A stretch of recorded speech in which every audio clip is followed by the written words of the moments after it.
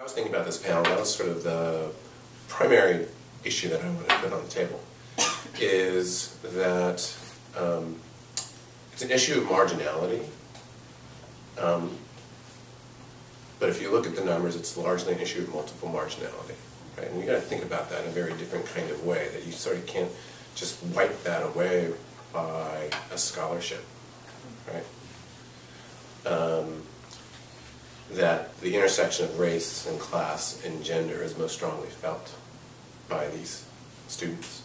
I found that my own social network, those students that I'd made relationships with, were also from a low-income background or a first-generation college background, but they never really felt comfortable to talk about it because it was something that was almost stigmatized on campus. It was just something you didn't talk about for one reason or another. And in being able to have some basis for a discussion, more and more people came out wanting to talk about those issues. That's where the movement had started, is with the students. You know, when the numbers are small, it's that much harder to identify in that kind of way, and that much harder to find community, to find strength and interconnection through that community. And with the numbers, that's changed clearly. I just think social support is essential, but I think part of the problem is that students tend not to out themselves. And you know, I know with Flip, not a ton of students come out. You know, we have 200 people on the mailing list, probably 50 people who come out regularly to events, but that's a very small percentage of the total number of people who are first-gen and low income. And I understand it's not a salient identity for many, and for many people they come here and they kind of want to hide it and leave it behind, and I think that's a choice, but I really wish that it was a choice that was not made under compulsion and under stigma. And I think that there are more people who would identify if there were less stigma attached to that. So that's been one of my big dreams, really, is to help reduce that stigma so that more students can identify. And when more students identify, more students feel less alone. And I think there's this kind of spiraling that Siobhan talked about. And I see that starting to happen now. Changing the way we think about the way institutions receive students, and from one of assimilation, where we culturally expect you to, like it's a rite of passage, join the university, become that Stanford engaged student, to one that is focused more on validation. Validation acknowledges who you are, where you are, right? And in slightly reframing it, places more responsibility on the institution to change for the student.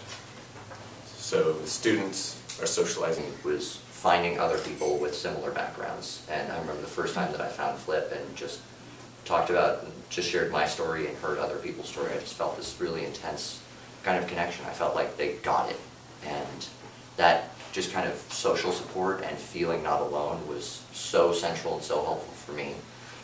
That's one of the things that I really wanted to help build with Flip, is making it so that other students realize that there are other people like them. Because I think so often coming here, as a low-income or first-gen student, you feel like you don't fit in. And particularly a few years ago, it wasn't talked about very much. It was not a salient identity. And there was a real stigma attached to it. And I think less so with administrators. I think administrators are generally really supportive. But among students, I feel like there is still a real cultural stigma attached. And I feel very fortunate that I have those friendships with people who are also going through the same things.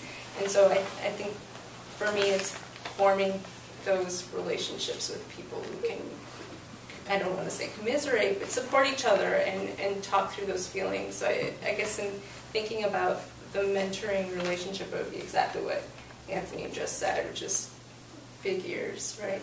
And just listen and don't place a judgment, because it is a very real feeling.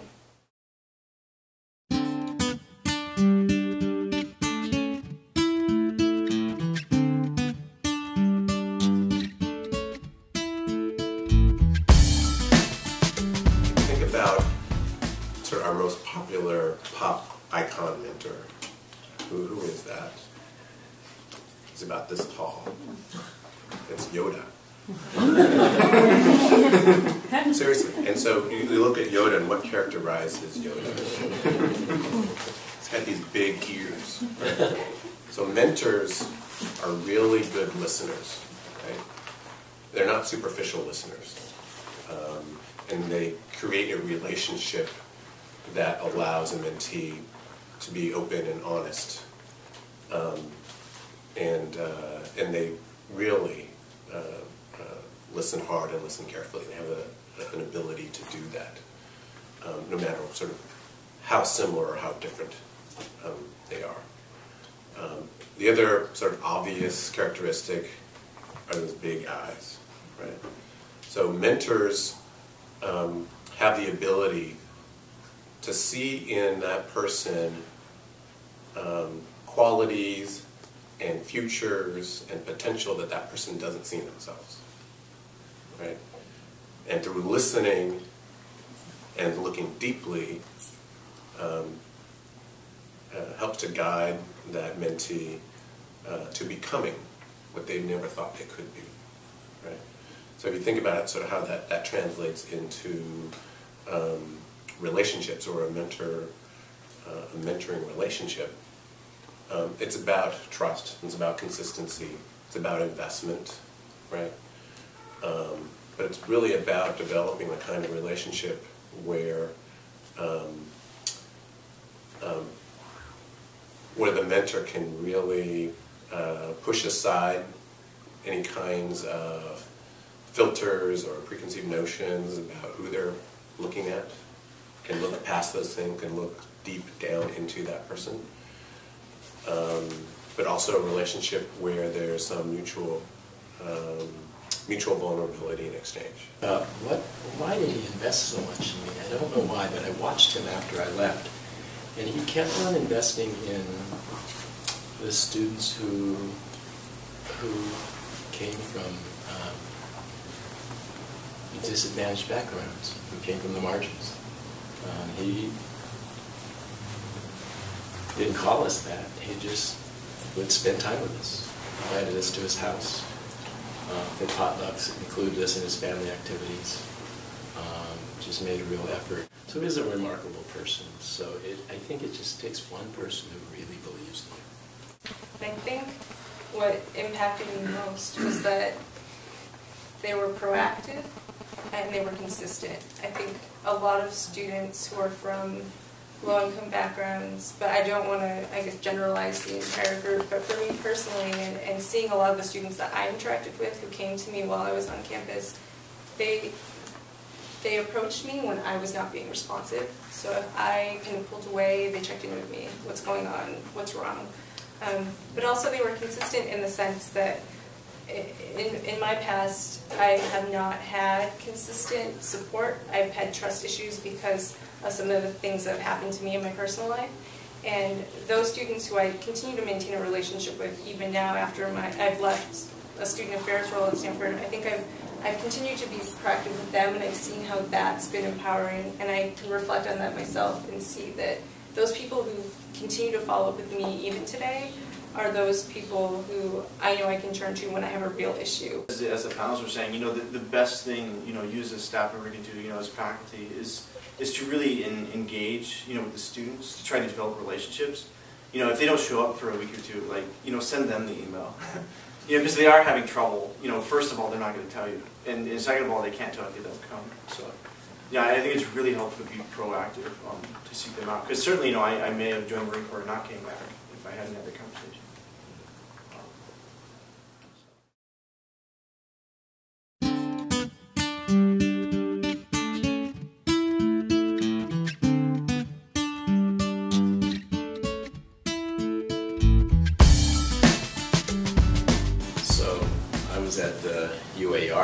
yesterday talking about this and talking about having a campaign where we just encourage everyone to announce whether you're first, second, third, fourth gen, what is your educational heritage.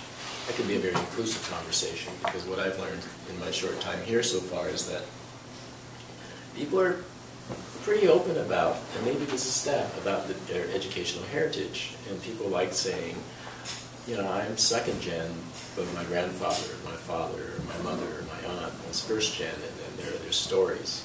And so that's a way of creating a more inclusive conversation where it isn't just about first gens describing their experience, but we can all share our experiences and our connections to first gen, because we all had to start somewhere to get to where we are.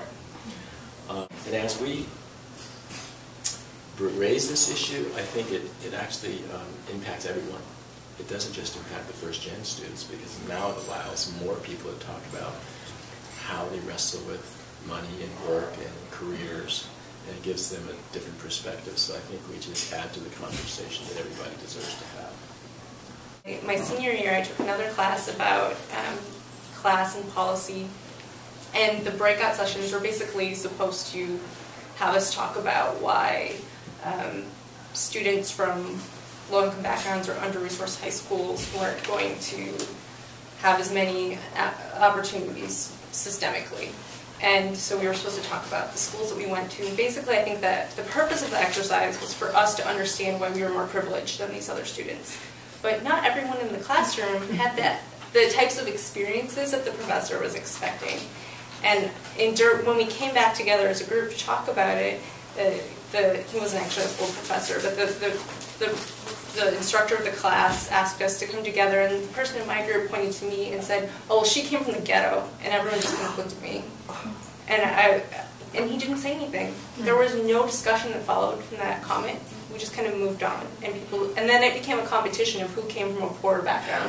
Because the white girl in the middle of this class, which was, it just, I think there needs to be some kind of a discussion among faculty as well, and I don't really want to go on a tirade about it, but it still affects me, I think, even now, just thinking about it. And I work with faculty on campus, and sometimes the comments they make are still very insensitive, and I have to call them out on it. And I feel more comfortable doing it now, but as an undergraduate, when someone was giving me a grade based on the comments I made in class, it's a really stressful situation, and I didn't really feel like I had a place to go. Being an integrated person if you don't know sort of who you're on the inside. And that's where all these sort of identity issues, the multiple marginality that I talked about, sort of all come together.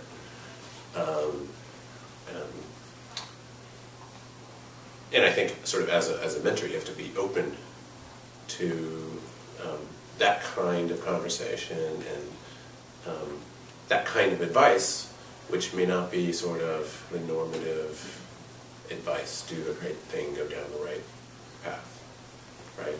Or really divorcing your own experience about what you've experienced to be the right path, the appropriate path, from someone else whose life experiences may result in an integrity that's, that's different from your own.